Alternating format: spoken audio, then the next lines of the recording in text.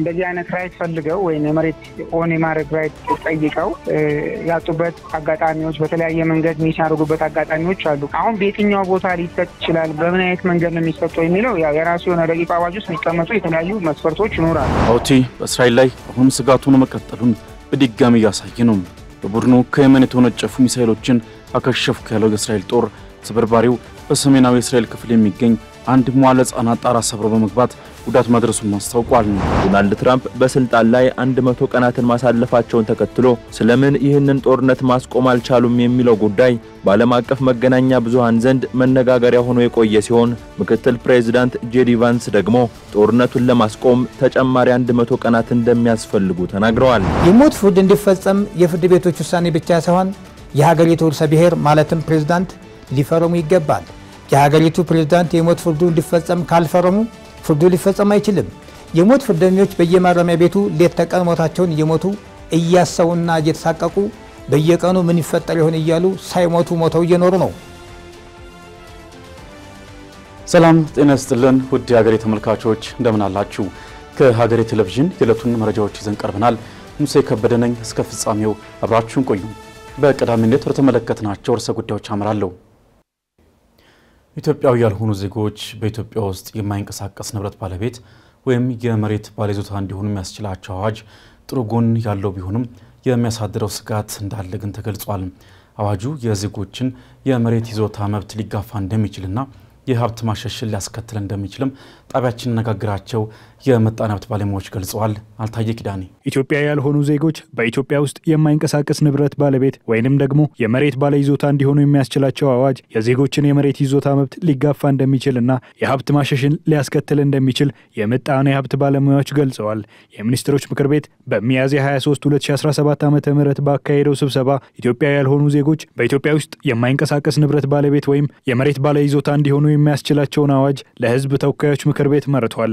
ጣቢያችን ያነጋገራቸው የምጣኔ ሀብት ባለሙያዎች እንደገለጹት የውጭ ዜጎች ወደ ሀገር ውስጥ ገብተው የንብረት ባለቤት መሆናቸው ጥሩ ጎን ያለው ቢሆንም የሚያሳድረው ስጋት እንዳለ ገልጸዋል። ይህ አዋጅ የዜጎችን የመሬት ይዞታ መብት ሊጋፋ እንደሚችል የምጣኔ ሀብት ባለሙያ የሆኑት አቶ ዘሪሁን ጴጥሮስ ለሀገሬ ቴሌቪዥን ገልጸዋል። ኢትዮጵያ ውስጥ ለምሳሌ ብዙ ዜጎች እንደዚህ አይነት ራይት ፈልገው ወይ የመሬት ኦን የማድረግ ራይት ጠይቀው ያጡበት አጋጣሚዎች በተለያየ መንገድ የሚሻሩበት አጋጣሚዎች አሉ። አሁን በየትኛው ቦታ ሊሰጥ ይችላል በምን አይነት መንገድ ነው የሚሰጠው የሚለው ያው የራሱ የሆነ ረቂቅ አዋጅ ውስጥ የሚቀመጡ የተለያዩ መስፈርቶች ይኖራሉ። አሉታዊ ነገር ግን የሀገሬው ዜጋ አጥቼዋለሁ ወይም ይህንን ነገር ሚስ አድርጌዋለሁ ለኔም እንዲህ ድሉ ቢሰጠኝ ብሎ እየጠየቀ ያንን ነገር ካጣ ነገ ላይ እነዛ ኢንቨስተሮች ወይም ባለሀብቶች በዛ መንገድ የሚሰሩበትን ወይም ሰጥቷቸው ነው የመሬት ባለቤት ሆኖ ነው ተብሎ አዋጁ ቢጠርቅና ቢወጣ እዛ አካባቢ ያለው ማህበረሰብ ሊያሳየው የሚችለው ለነሱ ያላቸው አቀባበል እና ከዚህ ፊትም ከዚህ ከመሬት ጋር በተያያዘ የሚነሱ ኢሹዎች አሉና ያ ነው ወሳኝ ጉዳት ሊያመጣ ወይም ኔጌቲቭ ነገሩን ሊያሳይ የሚችለው። አዋጁ የተዘጋጀው የዜጎችን የመሬት ይዞታ ማግኘትና የመጠቀም መብት በማያጣብብ መልኩ እንደሆነ የጠቅላይ ሚኒስትር ጽሕፈት ቤት የገለጸ ሲሆን የሚታየውን የመኖሪያ ቤት ፍላጎትና አቅርቦት ሚዛን ለማስጠበቅ ጠቀሜታ እንደሚኖረው ገልጿል። የውጭ ሀገር ሰዎች በኢትዮጵያ የንብረት ባለቤት እንዲሆኑ የሚያስችለው ሕግ ከዓመት በፊት የተዘጋጀ መሆኑ ተገልጾ የነበረ ሲሆን ኢትዮጵያ የውጭ ሀገር ዜጎች ፈቃድ ከሌላቸው በቀር የንብረት ባለቤት እንዳይሆኑ የሚከለክል አሰራር ስትከተል ቆይታለች። አዋጁ የውጭ ዜጎች ካፒታላቸውን በኢትዮጵያ ስራ ላይ እንዲያውሉ ለማበረታታትና መሬቶችን ለልማት ለማዋል እንደሚያግዝ የምጣኔ ሀብት ባለሙያው አቶ ዳዊት ተሻለ ለጣቢያችን ተናግረዋል። ይሁን እንጂ ከዛ ባሻገር የውጭ ሀገር ዜጎች ወደዚህ የሚመጡት ለትርፍ በመሆኑ ትርፋማ ከሆኑ በኋላ የሀብት ማሸሽን ሊያስከትል እንደሚችልም ስጋታቸውን ተናግረዋል። የካፒታል የቴክኖሎጂ እና የኪሎ ጋፕ አይደል ያለ ብዙ እነሱን ይዘው የሚመጡ ከሆነ በንብረታቸው ላይ እንትን የሚሉ ከሆነ አዲስ እንትኖችን ማርኬቱን ይፈጥራሉ፣ ፕሮዳክቲቪቲ ያሳድጉ ይችላሉ የሚል እምነት ነው። ምናልባት አሉታዊ ጎኖች የሚመጡት ለጽድቅ አይደለም። እዚህ ሰርተው እንትን የሚሉትን ወደ አገራቸው የመውሰድ የሚያገኙትን ትርፉ መጠን ወደ አገራቸው መልሰው ሪኢንቨስት የሚያደርጉት ብዙ ላይ እንደገና የመላለሱ የሚሰሩት ከሆነ እንትኑ ይሰፋል፣ ራድሉ ይሰፋል፣ ኢንቨስትመንት ያድጋል። ሌሎች ተመሳሳይ ትላልቅ ካምፓኒዎችን እያዩ ጉዱ ዩናይትድ ተከትለው ሊመጡ ይችላል። ነገር ግን እዚህ ሰርተው የሚያተርፉትን በንብረታቸው ወደ መልሰው የመውሰድ ነገር የአንድ ድሮ ዋክ ልታየው ትችላለህ። ይህ የአዋጅ ረቂቅ ለሕዝብ ተወካዮች ምክር ቤት በሚያዝያ 23 2017 ዓ.ም የተመራ ሲሆን ጣቢያችን ያነጋገራቸው የምጣኔ ሀብት ባለሙያዎች መንግስት ይህ ሕግ ሀብት እንዳይሸሽና የዜጎች የመሬት ይዞታ መብት ሳይጣስ ሊተገበር እንደሚገባ ተናግረዋል። በደቡብ ኢትዮጵያ ክልል ለመምህራን ደሞዝ፣ የደረጃ እድገትና ሌሎች ጥቅማ ጥቅሞች በወቅቱ ያልተከፈለ በሚሊዮን የሚቆጠር ብር ስለመኖሩ ተሰምቷል። የክልሉ ፋይናንስ ቢሮ በበኩሉ በያዝነው በጀት ዓመት 50 በመቶ የሚሆን ክፍያ እንደሚከፍል ማስታወቋል። ናርዶስ ሰምራት ተጨማሩን አዘጋጅታለች። በደቡብ ኢትዮጵያ ክልል መምህራን ለተራዘመ ወራት ክፍያ እንዳልተከፈላቸው የክልሉ መምህራን ማህበር አስታወቀ። የቀድሞ የደቡብ ብሔር ብሔረሰቦችና ህዝቦች ክልላዊ መንግስት ስር የነበሩት መምህራን በወቅቱ የክልሉ መስተዳደር ያልከፈላቸው ክፍያ መዘግየቱን ማህበሩ አስታውቋል። በቅርቡ የተቋቋመው የደቡብ ኢትዮጵያ ክልል ለዘገዩ የመምህራን ክፍያዎች በጀት አለመያዙን ተከትሎ መምህራን ክፍያውን በወቅቱ እንዳልደረሳቸው እንዳደረገ የመምህራን ማህበሩ ጠቁሟል። ውዝፍ ክፍያውም 13.5 ሚሊዮን ብር መኖሩን ገልጸዋል። ቴክኒክና ሙያ ጋር ባለው ሁኔታ የደቡብ ኢትዮጵያ ክልል አዲስ ሆኖ የወጣው ከነሐሴ 2015 ጀምሮ ነው። ነገር ግን የቀድሞ የደቡብ ብሔር ብሔረሰቦች ህዝቦች ክልል ሳይከፍል ያለፈው እንዲሁም ደግሞ ደረጃ እድገቶችንም የኛም የቴክኒክና ሙያ ቢሮ አብረን በጋራ ወደ የኮሌጆቹ በመሄድ ተሰርቶላቸው ያለፉ አሰልጣኝ መምህራን ያው ጥቅማቸው ሊከበር ይገባ ነበር። የ2015 የ2016 ይሄም የሁለት ዓመት በአጠቃላይ ወደ 13.5 ሚሊዮን ብር እንደሚጠጋ ነው ከቢሮ ጋር ባደረግነው የንቅናቄ መድረክ ላይም ከቢሮ ኃላፊዎች ጋርም ከሌሎች አካላት ጋር ስንነጋገር የነበረው ይህን ክፍያ ደግሞ የክልሉ መንግስት የበጀት አካል ባለማድረጉ ምክንያት ሊከፍል አልቻለም። ከዚህ የተነሳ አሰልጣኝ መምህራኖች ያው ቅሬታቸውን አቤታቸውን ያቀርባሉ። ያን ከቢሮውም ከክልሉ መንግስት ጋርም በመነጋገር በዘንድሮ ዓመት ግማሹን ከፍለው ቀሪውን ደግሞ ቀጣይ ዓመት ግማሽ ለመክፈል ቃል የገቡበት ሁኔታ ነው ያለውና ነገር ግን ያም ቃል ቢገባም ወደ ተግባር የገባበት ሁኔታ ስለሌለ እየተጠባበቅን ያለንበትና መምህሩን ተረጋግቶ እንዲጠብቅ የማረጋጋት ስራ እየሰራን ያለንበት ሁኔታ ነው ያለው። የደቡብ ኢትዮጵያ 6 የፖሊቴክኒክ ኮሌጆችን ጨምሮ 41 የቴክኒክ ሙያ ተቋማት እንዳሉት የክልሉ ቴክኒክና ሙያ ቢሮ ምክትል ኃላፊ የሆኑት አቶ በዛብህ ገበየው ለጣቢያችን ተናግረዋል። አቶ በዛብህ የክልሉ ፋይናንስ ቢሮ በጀት በአመት መያዝ ከነበረበት 50 በመቶ የሚሆነውን ክፍያ በበጀቱ መያዙን ነግረውናል። 2015 ጥር ወር ጀምሮ ያሉ ደረጃ እድገቶችን ማዋቅረን ወደ ኮሌጆች ወርዶ ደረጃ እድገት ማግኘት የሚገባቸውን ተጣርቶ ቢሮ መጥቶ ቢሮ በጋራ ከገመገመ በኋላ የክልሉ መንግስት በበጀት እንዲደግፉ በደብዳቤ ጠይቀናል። የክልሉ መንግስትም አሁን ባለው ሁኔታ አቅም በፈቀደ መንገድ 50% የሚሆነውን ከፍዬ ቀሩን ደግሞ በሚቀጥለው በጀት ዓመት ይከፍላሉ የሚል ነገር ተስማምቶ ኦልሬዲ አንዳንድ ፕሮሰሶች እየተደረጉ ነው። ከነሱም ከኮሌጆች አካባቢ መረጃዎችንም በድጋምም ያጣራን ነው። ያው እየተነሳ ያለው የቅሬታ ተገቢነት ያለው ቅሬታ ነው። ትክክለኛ የሆነ ቅሬታ ነው። ያው አንዳንድ በአሰራር የሚፈታ ስለሆነ በአሰራር ለመፍታት እየሄድን ነው። የክልሉ መንግስትም ያው ኮሚትመንት ወስዶ 50% በዚህ ዓመት ለመክፈል በእኛ ጋር ተስማምቶ ወደ እኛም መረጃ አጣርተን ለክልሉ ፋይናንስ አድርሰናል። እነሱ ገንዘቡ ሲለቅ ያለባቸው ኮሌጆች አካውንት ላይ ስለሚገባ ከገባ በኋላ ክፍያ የሚፈጸም ይሆናል ማለት ነው። ጣቢያችን ሙሉ ክፍያው በወቅቱ ያልተፈጸመው ለምንድን ነው? ለምን ግማሽ ክፍያ ብቻ እንዲከፈል ተደረገ ብሎ የክልሉን ፋይናንስ ቢሮ ጠይቋል። የቢሮ ኃላፊ አቶ ተፈሪ አባቴ ክልሉ በጣም ከፍተኛ የበጀት እጥረት እንዳለበት በመሆኑ ሙሉ ክፍያውን መፈጸም አልቻለም ሲሉ አጭር ምላሽ ሰጥተዋል። የቀረበው በጣም ከፍተኛ ነገር የቀረበውን አጣርተው ይዘው መጥተዋል። እኛ ደግሞ በጀት አፈላልገን የአቅማችን የቻለውን እንከፍላለን፣ ቀሪውን ደግሞ ስናገኝ እንከፍላለን። የበጀት ችግር ጉድለት ስላለብን ነው ያደረግነው። ደግሞ የሚከፈላቸው ሰዎች ተለይተው እንዲቀርቡ ስለፈለግንም ጭምር ነው። መምህራን ትኩረታቸውን ለመማርና ማስተማር እንዲያደርጉና ውጤታማ እንዲሆኑ ደሞዝን ጨምሮ ጥቅማጥቅሙን በወቅቱ መክፈል እንደሚገባ የደቡብ ኢትዮጵያ መምህራን ማህበር ፕሬዝዳንት የሆኑት አቶ አማኑኤል ጳውሎስ አሳስበዋል። በየመን የሚገኘው ሀውቲ በእስራኤል ላይ የሚሳኤል ጥቃት ማድረሱ ተሰምቷል። ሀውቲ በዚህ ጥቃቱ ምንም እንኳን ሰብአዊ ጉዳት እንዳደረሰ መረጃዎች ባያሳዩም በከባድ ሰደድ እሳት እየተፈተነች በምትገኘው እስራኤል ላይ ተጨማሪ ራስ ምታት መሆኑን የተዘገበው። ተጨማሪ ያለን ሀውቲ በእስራኤል ላይ አሁንም ስጋቱን መቀጠሉን በድጋሚ ያሳየ ነው። በቡድኑ ከየመን የተወነጨፉ ሚሳኤሎችን አከሸፍኩ ያለው የእስራኤል ጦር ስብርባሪው በሰሜናዊ እስራኤል ክፍል የሚገኝ አንድ መዋዕለ ሕጻናት ጣራ ሰብሮ በመግባት ጉዳት ማድረሱን ማስታውቋል። ጥቃቱ በተፈጸመበት ወቅትም ተማሪዎች በትምህርት ቤቱ ቅጥር ግቢ ውስጥ አለመኖራቸውን ተከትሎ ምንም አይነት ሰብአዊ ጉዳት ሳይመዘገብ ቀርቷል ብሏል የጦር ኃይሉ። በሰሜናዊ እስራኤል በአውራ ጎዳናዎችና መኖሪያ ህንፃዎች ላይ የአደጋ ጊዜ ደውሎች ያለማቋረጥ ሲሰሙም በተቀረጹ ተንቀሳቃሽ ምስሎች ተደምጠዋል። በቀጣይነት ያንዣበበውን የአውቲ ስጋት ተከትሎም በሺዎች የሚቆጠሩ ዜጎች በማዕከላዊና ሰሜናዊ እስራኤል ባሉ ደህንነታቸው የተጠበቁ ስፍራዎች ላይ ለመጠለል ሲጣደፉም ታይተዋል። በየመን የመሸገው አውቲ በእስራኤል ግዛት ላይ የተኮሰው ሃይፐርሶኒክ ሚሳኤል በእስራኤል ጦር የአየር መቃወሚያ ስርዓት ተመቶ ቢከሽፍም ጥቃቱ አውቲ በቀይ ባህር ላይ በሚተላለፉ የንግድ መርከቦች ላይ ከሚያደርሰው ያልታሰበ አደጋ ባሻገር አሁንም ለእስራኤል ትልቅ ስጋት ሆኖ መቀጠሉን ያሳየበት ነው ተብሏል። በእስራኤል ከተሞች ላይ ሽብር የነዛው የአውቲ ሚሳኤል ጥቃት በእስራኤል ጦር እንደከሸፈ ቢነገርም በዋና ከተማዋ ቴል አቪቭ ትላልቅ ፍንዳታዎች እንደተሰሙ የሚወጡ መረጃዎች እየጠቆሙ ነው። በእስራኤል ወደ ቤን ጉሪዮን ዓለም አቀፍ አየር ማረፊያ ሲያመሩ የነበሩ አውሮፕላኖችም የማረፍ ተግባራቸውን ለማዘግየት እንደተገደዱም ታውቋል። የእስራኤል ጦር ኃይል በሰሜናዊ እስራኤል ክፍል የሚገኙ የማህበረሰብ ክፍሎች በቀጣይም ከጦር ኃይሉ የሚተላለፉ ትዕዛዞችን ባንክሮ እንዲከታተሉ ጥብቅ መልእክት አስተላልፏል። በእስራኤል ግዛት ላይ የተፈጸመው የዛሬው የአውቲ ሚሳኤል ጥቃት አሜሪካ በየመን ጠንካራ የአውቲ ወታደራዊ ይዞታዎችና አባላት ላይ እየወሰደች ላለችው ድብደባ የተሰጠ አጸፋ ስለመሆኑም እየተሰማ ነው። እስራኤልም በጋዛ ዌስት ባንክ እንዲሁም በአውቲ ኃይሎች ላይ ተከታታይ የአየር ድብደባዎችን እያካሄደች የቀጠለች ሲሆን የሶሪያ መንግስት መነስተኛ ቁጥር ያላቸው የድሮዝ ማህበረሰብ አባላትን ለመጠበቅ በቂ ጥረት እያደረገ አይደለም በሚል በደማስቆ የቤተ መንግስት አካባቢን በአየር ደብድባለች። የእስራኤልና አሜሪካ ጥቃትም ሆነ የአውቲ አጸፋ እርምጃ በመካከለኛው ምስራቅ ቀጠና ተቀዛቅዞ የቆየውን ውጥረት በአዲስ መልኩ እያገረሸው ስለመምጣቱም እየተዘገበ ይገኛል። እስራኤል በታሪኳ አይታው በማታውቀው ከባድ ሰደድ እሳት እየተለበለበች ባለችበት በዚህ ወቅትም የአውቲ ጥቃት ሌላው ራስ ምታት ሆኖባታል።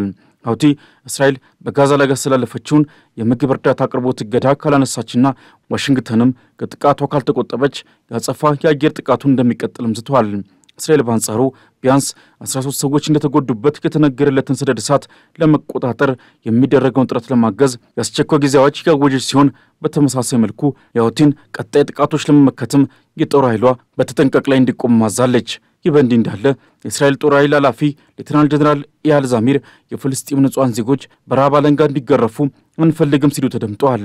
ምንም እንኳን ከ2 ሚሊዮን በላይ ከሚሆኑት የጋዛ ነዋሪዎች ውስጥ አብዛኞቹ በእርዳታ ላይ የተንጠለጠሉ ቢሆንም እስራኤል ምንም አይነት ሰብአዊ ድጋፍም ሆነ የእርዳታ አቅርቦቶች ወደ ጋዛ እንዳይገቡ ካገደች 2 ወራት ደፍነዋል። ጦርነቱ ከተጀመረበት ወቅት አንስቶም በጋዛ ሰርጥ ረጅሙ የእርዳታ አቀባን ያለው የተባበሩት መንግስታት ድርጅት በርካታ የጋዛ ዜጎች በአስከፊ የረሃብ ቀውስ ውስጥ መሆናቸውን በማስታወቅ የእስራኤልን ድርጊት እየኮነነ ቀጥሏል። እስራኤል ሐማስ የምግብ የነዳጅና ሌሎች አስፈላጊ ግብዓቶች ስርጭትን ወሳኝ የፋይናንስ ምንጭ አድርጎ እየተጠቀመበት ነው በሚል ነበር እርዳታ ወደ ጋዛ እንዳይገባ ያገደችው። የጦር ኃላፊውም የምግብ ድጋፍ ስርጭቱን የእስራኤል ጦርም ሆነ ሐማስ ሊቆጣጠር አይገባም፣ ዓለም አቀፍ ረድኤት ተቋማት በገለልተኛነት ሂደቱን እያከናወኑ ሲሉ ሐሳባቸውን ሰንዝረዋል። ይሁንና በዛሬው ዕለት 2 ወሩን የደፈነው የእስራኤል ዕቀባ በጋዛ ከባድ ሰብአዊ ቀውስ ያስከተለ የቀጠለ ሲሆን እገዳው እንዲነሳ ተመድን ጨምሮ በርካታ ሀገራት ጫና እያደረጉ ይገኛሉ። የሩሲያና ዩክሬን ጦርነትን ለማስቆም ተጨማሪ 100 ቀናት ያስፈልጋል ሲሉ የአሜሪካው ምክትል ፕሬዝዳንት ጄዲ ቫንስ ተናግረዋል። የውጭ ጉዳይ ሚኒስትሩ ማርኮ ሩቢዮ በበኩላቸው በሁለቱ ሀገራት መካከል ያለው ልዩነት አሁንም ሰፊ ነው ብለዋል። ሩሲያና ዩክሬን ግን ጥቃት መሰንዘራቸውን ቀጥለዋል። ስባለው ጋሻው ጦርነት ውስጥ የሚገኙት ሩሲያና ዩክሬን በእጅ አዙር የሰላም ንግግር ውስጥ ቢገኙም ጥቃት መሰነዛዘራቸውን ግን ቀጥለዋል። ሩሲያ በከፊል በያዘችው የደቡባዊ ዩክሬን ኬርሶን ግዛት በተፈጸመ የድሮን ጥቃት ቢያንስ 7 ሰዎች መሞታቸውንና 20 የሚሆኑ ደግሞ መቁሰላቸውን የገለጸችው ሩሲያ ዩክሬን በሰላማዊ ዜጎች ላይ ጥቃት ፈጽማለች ስትል ከሳለች። ሩሲያ ለግዛቷ የሾመቻቸው አስተዳዳሪ ጥቃቱ ሕዝብ በተሰበሰበበት የገበያ ቦታ ላይ የተፈጸመ መሆኑን ገልጸዋል ሲል የዘገበው አልጀዚራ እውነታው በገለልተኛ ወገን አልተጣራም ብሏል። ዩክሬን ግን ጥቃቱን የፈጸምኩት በወታደሮች ላይ ነው፣ የተገደሉትም የሩሲያ ወታደሮች ብቻ ናቸው ስትል በሩሲያ የቀረበባትን ወቀሳ ውድቅ አድርጋለች። ሩሲያ ትላንት ሐሙስ ምሽት በዩክሬን ግዛቶች ላይ በፈጸመቻቸው ጥቃቶች ደግሞ ቢያንስ የሁለት ሰዎች ሞትና የበርካቶች ጉዳት መስተናገዱ ተዘግቧል። አሜሪካ ሁለቱን ሀገራት ወደ ሰላም ታመጣለች በሚል ባለፉት ወራት በብዙ ብትጠበቅም እስካሁን ድረስ ሊሳካ አልቻለም። ዶናልድ ትራምፕ በስልጣን ላይ 100 ቀናትን ማሳለፋቸውን ተከትሎ ስለምን ይህንን ጦርነት ማስቆም አልቻሉም የሚለው ጉዳይ በዓለም አቀፍ መገናኛ ብዙሃን ዘንድ መነጋገሪያ ሆኖ የቆየ ሲሆን ምክትል ፕሬዝዳንት ጄዲ ቫንስ ደግሞ ጦርነቱን ለማስቆም ተጨማሪ 100 ቀናት እንደሚያስፈልጉ ተናግረዋል። ሁለቱም ሀገራት ጦርነቱን ለማስቆም ያስችላል የሚሉትን እቅድ እንዲያቀርቡ አድርገናል የሚሉት ቫንስ እኛም ጦርነቱን ማስቆም ያስችላል ያልነውን እቅድ አቅርበን በሱ ላይ እየሰራን ነው ብለዋል። በቀጣዮቹ 100 ቀናት ሁለቱ ሀገራት የሰላም ስምምነት ላይ እንዲደርሱ ጠንክረን እንሰራለን ሲሉም ነው የተናገሩት። ፕሬዝዳንት ትራምፕ ወደ ስልጣን ከመምጣታቸው በፊት ሁለቱ ሀገራት እርስ በርሳቸውም ሆነ ከሌሎች ሀገራት ጋር ስለ ሰላም ስምምነት ይህ ነው የሚባል ንግግር አያደርጉም ነበር። ሁለቱ ሀገራት ወደ ጠረጴዛ መጥተው ከኛ ጋር ስለ ሰላም መነጋገራቸው ራሱ ትልቅ ውጤት ነው ሲሉም ነው ቫንስ ባለፉት 100 ቀናት ውስጥ በቀላሉ የማይታይ ሥራ መሰራቱን የተናገሩት። የውጭ ጉዳይ ሚኒስትሩ ማርኮ ሮቢዮ ደግሞ የሁለቱ ሀገራት አቋም አሁንም የተራራቀ መሆኑን ነው የገለጹት። ይሁንና አሜሪካ የማሸማገል ሂደቷን እስከመቼ ትቀጥልበታለች የሚለውን ፕሬዝዳንት ዶናልድ ትራምፕ እንደሚወስኑ ነው የተናገሩት። ቀደም ባሉ ቀናት ራሳቸው ዶናልድ ትራምፕም ሆኑ ምክትላቸው ጄዲ ቫንስና የውጭ ጉዳይ ሚኒስትሩ ማርኮ ሮቢዮ ሀገራቸው ከአደራዳሪነት ሚናዋ እጇን ታጥባ ልትወጣ እንደምትችል በተደጋጋሚ ሲገልጹ ነበር። ዩክሬን ለአሜሪካ ማዕድን የምትሰጥበት ስምምነት ላይ ፊርማዋን ካኖረች በኋላ የተሰነዘረውና የአሜሪካ የአሸማጋይነት ሚና ቢያንስ ለ100 ቀናት ሊቀጥል እንደሚችል ፍንጭ የሰጠው የሁለቱ ባለስልጣናት ንግግር ግን በሰላም ሂደቱ ላይ ተስፋ የፈነጠቀ ጉዳይ ሆኗል። በነጩ ቤተ መንግስት አስተናግደው በከባድ የቃላት ልውውጥ የታጀበ ቆይታን ከፕሬዝዳንት ዘለንስኪ ጋር አድርገው የነበሩት ፕሬዝዳንት ትራምፕ የዩክሬን የማዕድን ስምምነቱን አለመፈረም እጅግ የሚያበሳጫቸው ጉዳይ እንደነበርም በስፋት የተነገረ ነው። ከወራት በኋላ የተፈረመው ይህ የማዕድን ስምምነት ግን አሜሪካ የማሸማገል ጥረቷን እንድትገፋበት ያደረገ ስለመሆኑ እየተነሳ ይገኛል። ሩሲያም የፕሬዝዳንት ዶናልድ ትራምፕ አስተዳደር የጦርነቱን አካሄድ በተሻለ ተረድቶታል የሚል ግንዛቤ እንዳላት አርቲ ዘግቧል። ክሬሚያና ሌሎች 4 ግዛቶችን የራሷ ግዛት እንደሆኑ ዩክሬን አምና እንድትቀበል ለማድረግም አሜሪካ እንደምታግዛት ፍንጭ ማግኘቷም በቀላሉ የሚታይ ጉዳይ አይደለም። በዩክሬን በኩል ግን ከዶናልድ ትራምፕ አስተዳደር ይልቅ የጆ ባይደን አስተዳደር የተሻለ ደግፎናል የሚል አቋም መኖሩ የአደባባይ ሀቅ ነው። ዶናልድ ትራምፕ በ24 ሰዓታት ውስጥ ቋጨዋለሁ ብለውት የነበረው ይህ ጦርነት ግን አሁንም ከ100 በላይ ቀናት እንደሚያስፈልጉት በአሜሪካ በኩል የተረጋገጠ ጉዳይ ሆኗል። ወደ አጫጭር መረጃዎቻችን አለፍን። የእንስሳት ምርት ተወዳዳሪነትን ያሳድጋል የተባለ ፕሮጀክት ይፋ ተደረገም። ፕሮጀክቱን የተባበሩት መንግስታት የኢንዱስትሪ ልማት ድርጅት ከግብርና ሚኒስቴርና ግብርና ባለስልጣን ጋር በጋራ የሚተገብሩ ሲሆን በቻይና መንግስት የሚደገፍ መሆኑም ተገልጿል።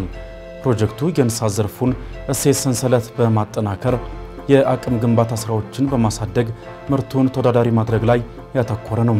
የፕሮጀክቱ የመጀመሪያው ምዕራፍ እንደ አውሮፓውያን አቆጣጠር ከ2021 ጀምሮ ተግባራዊ የተደረገ ሲሆን ሁለተኛው ምዕራፍም በዛሬው ዕለት ይፋ ተደርጓል። የባለድርሻ አካላትን አቅም መገንባት፣ ከእንስሳት በሽታ ነፃ የሆኑ አካባቢዎችን መፍጠር፣ የምርት መመርመሪያ ላቦራቶሪ አቅምን ማሳደግ እንዲሁም የገበያ ትስስር መፍጠርን ያካተተ ነው ሲል ኢዜአ ዘግቧል።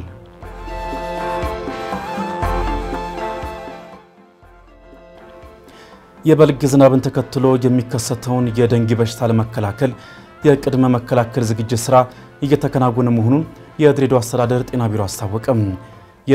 በቢሮው የህብረተሰብ ጤና አደጋ ክትትልና ቁጥጥር ቡድን መሪ አቶ ዳንኤል ተሾመ እንደገለጹት ባለፉት ዓመታት የደንጊ በሽታ በአስተዳደሩ በከፍተኛ ሁኔታ ተከስቶ ነበር። በተለይም የአጎበር ስርጭትና ውሃ የሚያቆሩ ቦታዎችን የማፋሰስ ስራዎች በትኩረት እየተከናወኑ እንደሚገኙ ነው የተናገሩት። በጤና ሚኒስቴር የበሽታዎች መከላከልና መቆጣጠር መሪ ስራ አስፈጻሚ ዶክተር ህይወት ሰለሞን በበኩላቸው የደንጊ በሽታ የሚያሳያቸው ምልክቶች ከወባ ጋር የመመሳሰል ባህሪ እንዳላቸው አብራርተዋል። ባለፉት ዓመታትም በተመሳሳይ ወቅት የከተማዋን ነዋሪ ከፍተኛ ዋጋ ያስከፈለውን የደንጊ በሽታ ለመከላከል ፍሳሾችን ማፋሰስና ማዳረቅ እንደሚገባ አሳስበዋል። ሚኒስቴሩ በድሬዳዋ አስተዳደር በቂ አጎበር ስርጭት በማከናወን በሽታው ለመከላከል እየሰራ እንደሚገኝም ፋና ሚዲያ ኮርፖሬሽን ዘግቧል።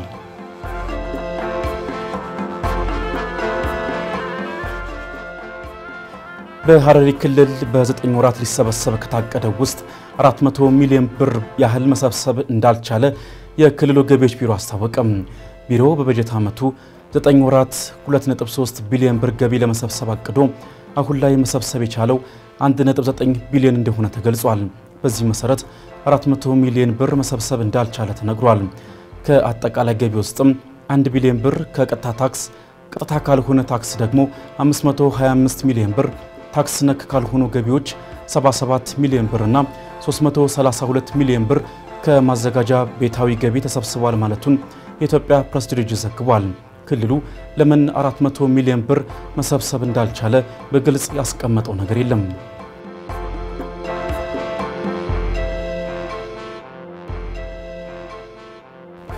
በሱዳን በመንግስት ጦርና በሐምዳን ዳጋሎ ጦር መካከል እየተካሄደ ባለው ጦርነት የሀገሪቱ የጂኦሎጂካል ሙዚየም ተዘረፈ። የጂኦሎጂካል ጥናትና ምርምር ባለስልጣን ዋና ዳይሬክተር አህመድ ሃሩን አልቱም እንደተናገሩት ከማዕድን፣ ዘይት፣ የውሃ ሀብትና የመሰረተ ልማት ፕሮጀክቶች ጋር የተያዙ ጠቃሚ ቴክኒካል መረጃዎች ጠፍተዋል ተብሏል። ከተሰረቁት ዕቃዎች መካከልም ከጠፈር የወደቀ ሜትሮይት እንደሚገኙበትና ሌሎች ቅርሶችም መቃጠላቸው ተገልጿል። እንደ ዳይሬክተሩ ገለጻ በዋጋ ሊተመን የማይችል የጂኦሎጂካልና አርኪኦሎጂካል ቅርሶች መኖሪያ የነበረው ሙዚየሙ ለአካዳሚክ ምርምርና ትምህርት አስፈላጊ ማዕከል ሆኖ ማገልገሉን ተነግሯል። የሱዳን መንግስት በበኩሉ የፈጥኖ ደራሽ ኃይሎች በካርቱም የሚገኙ የምርምር ማዕከላትንና ሙዚየሞችን በመውደምና 7000 ዓመታትን ያስቆጠረውን የብሔራዊ ሙዚየም የአርኪኦሎጂ መዛግብትን ጨምሮ የተዘረፉት ስብስብ የጦር ወንጀል ነው ሲል ከሷል።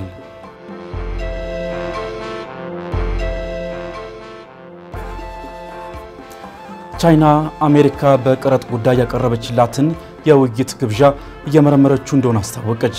ሆኖም ከህግና ስርዓት ውጪ ጥቅም ለማግኘት በሚል አሜሪካ የምታደርገውን እንደማታገስም ቻይና አስታውቃለች። በታሪፍ ጉዳይ ለውይይት በሯ ክፍት እንደሆነ የገለጸችው ቻይና የአሜሪካ ባለስልጣናት ለውይይት ጥያቄ እንዳቀረቡላትም ገልጻለች። የቻይናው የንግድ ሚኒስትር በሁለቱ ሀገራት መካከል የተካረረው የንግድ ጦርነት ሊረግብ እንደሚችል ፍንጭ ሰጥተዋል። ሁለቱ የግዙፍ ኢኮኖሚ ባለቤቶች እርስ በርሳቸው ከፍተኛ የሆነ ታሪፍ ጥለዋል። አሜሪካ በተደጋጋሚ ያሻሻለችው ጭማሪ 145 በመቶ ሲደርስ ቻይና በአንጻሩ 125 በመቶ የቀረጥ ጭማሪ አድርጋለች።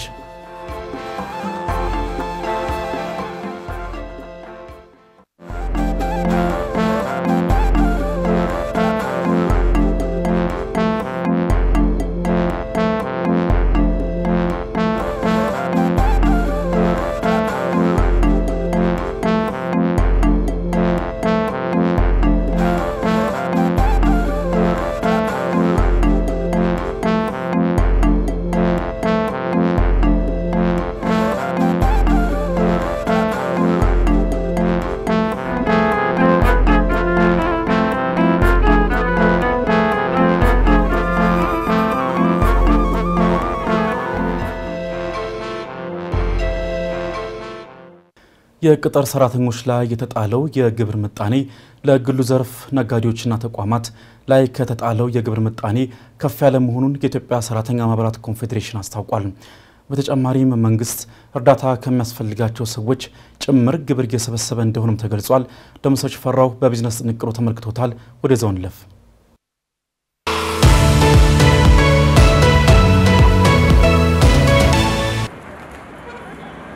መንግስት ከሚሰበስባቸው የገቢ ግብር አይነቶች እንብዛም የገቢ ስወራና ማጭበርበር ሳይኖርበት እንደሚሰበስብ የሚነገረው ከሰራተኞች የደሞዝ ገቢ ላይ የሚሰበስበው ግብር ነው። ይሁን እንጂ መንግስት ከፍተኛውን የግብር ገንዘብ የሚያገኘው ከግሉና የንግድ ዘርፎች ቢሆንም ቅጥር ሰራተኞች ላይ የተጣለው የግብር ምጣኔ የግሉ ዘርፍ ነጋዴዎችና ተቋማት ላይ ከተጣለው የግብር ምጣኔ ከፍተኛ ነው። በዚህ ላይ በተደጋጋሚ ቅሬታውን የሚገልጸው የኢትዮጵያ ሰራተኛ ማህበራት ኮንፌዴሬሽን ሰራተኛው ማህበረሰብ ከ600 ብር ገቢ ያለው ጀምሮ ግብር እንዲከፍል የሚገደድ ሲሆን በሌላ ዘርፍ ላይ የተሰማሩ ሰዎች ግን ግብር እንዲከፍሉ የሚገደዱት ገቢያቸው ከ7200 ብር በላይ ሲሆን እንደሆነ ይገልጻል።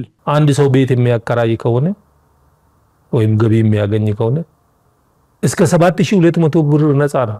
ከ7200 እስከ 15000 አካባቢ 10% ነው የሚከፍለው። ሰራተኛው ግን ከ600 ብር በላይ ጀምሮ 10%ቱ ከዛ ነው የሚጀምረው። ዜሮ ከዛ 10% ይገባል። ይሄ ነው ፍትሃዊ። ያለው ትንሽ ይከፍላል የሌለው ብዙ ይከፍላል የሚል አካሄዳለ እንዴ? መንግስት ከግብር የሚሰበስበውን ሀብት ማስፋት አለብኝ ብሎ እየሰራ እንደሆነ ይታወቃል። ኮንፌዴሬሽኑም ቢሆን ይህ አግባብነት ያለው እንደሆነ የሚያምን ሲሆን ነገር ግን መንግስት ገቢውን የሚያሰፋው ሰራተኛው ላይ ብቻ ጫና እየፈጠረ መሆን የለበትም ተብሏል። አሁን ላይ መንግስት በራሱ አገላለጽ ከፍተኛ ድህነት ውስጥ እንደሆኑና እርዳታ ያስፈልጋቸዋል ከሚላቸው ሰዎች ጭምር ግብር እየሰበሰበ እንደሆነም ተገልጿል። $20 $30 የሚያገኝ ሰው $10 ማግኝቶ ከዛ ላይ ግብር ይከፍላል እኮ የደሃ ድጋፍ የሚያስፈልገው ማለት ነው።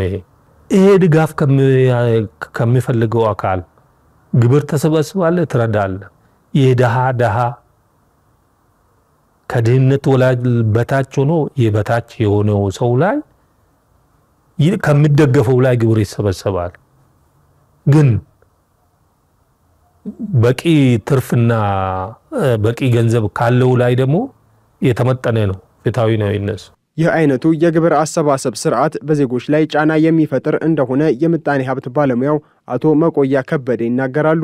መንግስት በአገሪቱ ከሚፈጠረው ሀብት ላይ ከፍተኛውን ወስዳለሁ ብሎ ከተነሳ በሀገሪቱ ላይ ድህነትና ስራ አጥነት እንዲንሰራፋ ያደርጋል ብለዋል።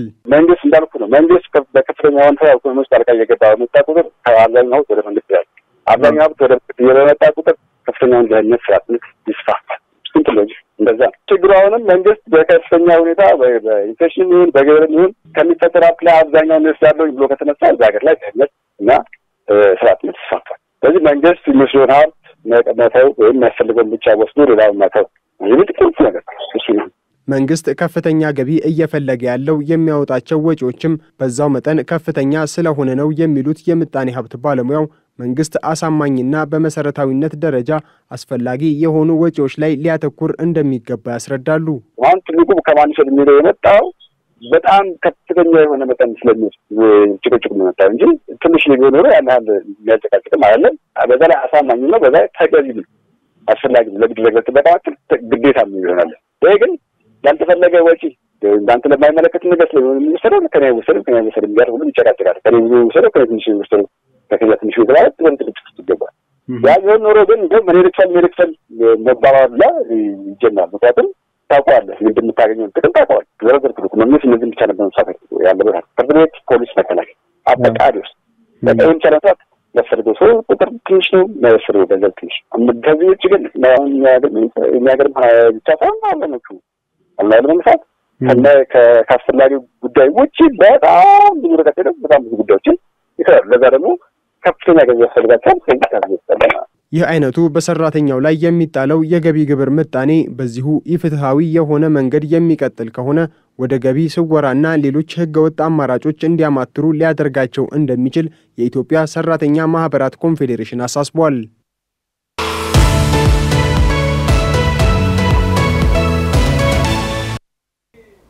በኢትዮጵያ በተለያዩ ወቅቶች የሞት ቅጣት ሲተላለፍ ሰምተናል። በኢትዮጵያ ወንጀል ህግ የሞት ፍርድ ሊሰጥ የሚችለው የወንጀል ፈጻሚ አደገኛ ወንጀሎችን ሲፈጽም የሚጣል ቅጣት እንደሆነ ይነገራል። ስለ ኢትዮጵያ የሞት ፍርድ ህግ የህግ ነክ መረጃ ሊያካፍለን ጠበቃው ተዘጋጅቷል። ወደ ዞን ለፍ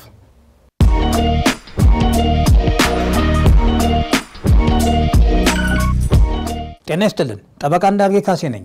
ስለ ኢትዮጵያ የሞት ፍርድ ህግ ነክ መረጃ ላካፍላችሁ። ፍርድ ቤቶች በጥፋተኞች ላይ ቅጣት የሚያስተላልፉት ጥፋተኞች ከጥፋታቸው ተጸጽተው ተምረውና ታንጸው ወደ ሰላማዊ ህይወታቸው እንዲመለሱ ለማድረግና ቀሪው ማህበረሰብ ተመሳሳይ ወንጀል ከመስራት እንዲቆጠብ ለማስተማር እንጂ ለመበቀል አይደለም። የሞት ፍርድ ግን ከዚህ የተለየ ነው። የሞት ፍርድ ፍርደኛውን አያስተምርም፣ ሌላውን ማህበረሰብ ሊያስተምር ይችላል። እርግጥ ነው ሙሉ ቤተሰቡን የገደለ ሰው የወንጀል አፈጻጸሙን መረዳት እንደተጠበቀ ሆኖ ምናልባት ለዚህ አይነት ሰው ሞት አነሰው ሊባል ይችል ይሆናል። በሌላ በኩል ደግሞ የሞት ፍርድ ከተፈጸመ በኋላ ምናልባትም ፍርዱ የተሰጠው ሐሰተኛ ማስረጃን በመጠቀም ስለሆነ መመለስ ስለማይቻል በዚህ ረገድ የሞት ፍርድ ለመስጠት እንደ ሌሎቹ ቅጣቶች የሚስተካከል አይደለም። በኢትዮጵያ የወንጀል ህግ የሞት ፍርድ ሊሰጥ የሚችለው ወንጀሉ ፍጻሜ ያገኘ ሆኖ ወንጀለኛው በተለይ አደገኛ በመሆኑ ለወንጀለኛው ቅጣት የሚያቀልለት ምክንያት በታጣ ጊዜ ወንጀለኛው ወንጀሉን በሚፈጽምበት ጊዜ እድሜው ቢያንስ 18 ዓመት ሲሆን ብቻ ነው። የሞት ፍርድ በጽኑ በታመሙ ሰዎችና በነፍሰ ጡር ሴቶች ላይ ተፈጻሚ አይሆንም። አሁን የሞት ፍርድ ያስፈልጋል አያስፈልግም በሚል ዓለም በሁለት ጎራ ተከፍሎ እየተሟገተ ሲሆን ትግሉን የሰብአዊ መብት ተሟጋቾች ፊት ለፊት ሆነው እየመሩት ይገኛል። ኢትዮጵያ የሞት ፍርድን በሕግ እውቅና ከሰጡት ሀገራት ውስጥ ተርታ የምትመደብ ሀገር ብትሆንም ነገር ግን በተግባር ብዙ የሚስተዋል አይደለም። ከ20 ዓመት ገደማ በፊት ተፈጸሙ የተባሉት የሞት ፍርዶች ከ3 የማይበልጡ መሆናቸው ብቻ ሳይሆን ግልጽነት የጎደላቸው እንደሆነ ሲነገር ይሰማል። የሞት ፍርድ እንዲፈጸም የፍርድ ቤቶች ውሳኔ ብቻ ሳይሆን የሀገሪቱ ርዕሰ ብሔር ማለትም ፕሬዝዳንት ሊፈርሙ ይገባል። የሀገሪቱ ፕሬዝዳንት የሞት ፍርዱ እንዲፈጸም ካልፈረሙ ፍርዱ ሊፈጸም አይችልም። የሞት ፍርደኞች በየማረሚያ ቤቱ ሌት ተቀን ሞታቸውን እየሞቱ እያሰቡና እየተሳቀቁ በየቀኑ ምን ይፈጠር ይሆን እያሉ ሳይሞቱ ሞተው እየኖሩ ነው። መነሻው እንደ ሀገር ስለ ሞት ፍርድ ያለን ፈራ ተባ ያለ አቋም ነው። ለወጥ ያለ አቋም በሚመስል መንገድ የሞት ፍርድ ተፈርዶ እስከ 2 ዓመት የማይፈጸም ከሆነ ወደ ዕድሜ ልክ እስራት ሊለወጥ እንደሚገባ ሕግ ተረቆ ሊጸድቅ እየተቃረበ ነው። ሪፖርቶች እንደሚያሳዩት ከዓለም 193 ሀገራት መካከል 108 ሀገራት ሙሉ በሙሉ የሞት ፍርድን ያስወገዱ፣ 53 ሀገራት የሞት ፍርድን በሕግም ሆነ በተግባር የሚፈጽሙ፣ 22 ሀገራት በተግባር የሞት ፍርድ የማይፈጽሙ፣ 10 ሀገራት ለተለዩ ወንጀሎች ብቻ ተፈጻሚ የሚያደርጉ የሞት ፍርድን በክፍል ያስወገዱ ናቸው። ከዚህ የምንረዳው የዓለም ሀገራት የሞት ፍርድን ወደ ማስወገድ እየተቃረበ መሆኑንና በእርግጥም ዓለም ፈጣሪ የፈጠረውን ሰው የሚያጠፋው ራሱ ፈጣሪ ነው የሚለው የሰብአዊ መብት ተሟጋቾችን አቋም እያራመደ ይመስላል። አንዳንድ ጸሐፍት የሞት ፍርድ አያስተምርም በሚል መነሻ የሚያደርጉት ቆየት ባለ ጊዜ እንግሊዝ ሀገር በሚገኝ ከተማ ውስጥ የሞት ፍርድ ለመፈጸም ሕዝብ ተሰብስበው በነበረበት ወቅት ከተሰበሰቡት ሰዎች መካከል አንደኛው ሰው የሞት ስቅላቱን ፊት ለፊት እየተመለከተ ከሌላ ግለሰብ ኪስ ውስጥ ገብቶ ስርቆት ሲፈጽም ነበር የሚለውን እንደ መነሻ ሲጠቅሱ ይስተዋላል። ያም ሆነ ይህ የሞት ፍርድ ከፍርዶች ሁሉ የመጨረሻውና የከፋው ፍርድ ነው። አመሰግናለሁ።